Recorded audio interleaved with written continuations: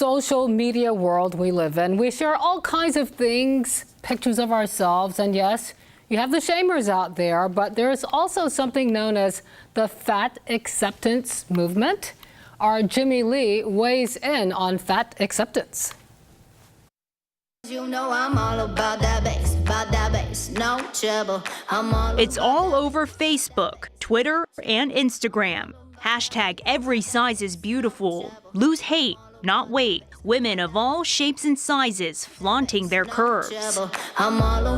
Celebrities like Meghan Trainor fueling the movement with songs and videos like this. Yeah, my mama, she told me don't worry about your size. It's called the body positive movement. Body acceptance stemmed out of that, and it kind of widens the scope to people of all races, gender expressions, sizes. While these full-figured ladies are getting a whole lot of love, girl, the only queen you are is Dairy Queen. The haters, or so-called fat shamers, are out there too. No, you're unhealthy, you're lazy, and you're making excuses why you are the way you are. Even medical experts condemn it, saying it perpetuates the cycle of obesity. But groups like Bethany Donovan are hoping to dispel the myths. It's really about empowerment.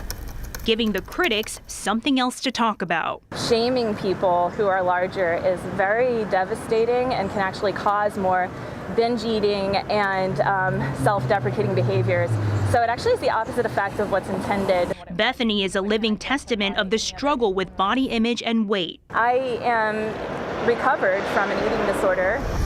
She started a local body positive group in Virginia Beach to support women like Sheila and Gwen. And that's why I started it, because I recovered, I've healed, and I want to lift others up with me and bring them along. Their group isn't about the number on the scale or the size of your pants. We talk about, ways that we can, uplift ourselves, ways we can take care of ourselves. About feeling beautiful, feeling competent, feeling powerful. A positive mind and happiness that goes beyond what you see in the mirror. The movement promotes self-care, and that includes taking care of your body as well as your mental state and your mental well-being. So are these movements healthy?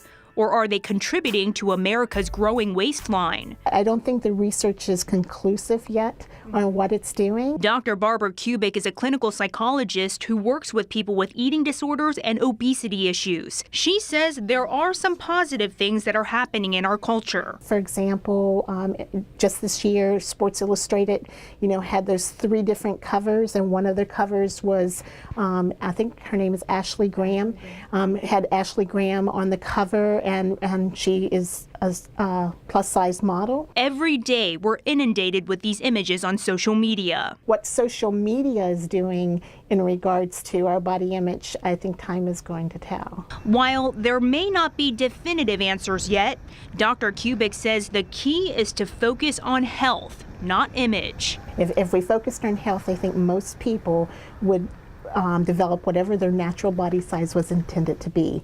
And then if we could help people embrace that and accept that, we'd probably be healthier as a culture altogether. And it's going to take groups like Bethany's to turn the negative into a positive.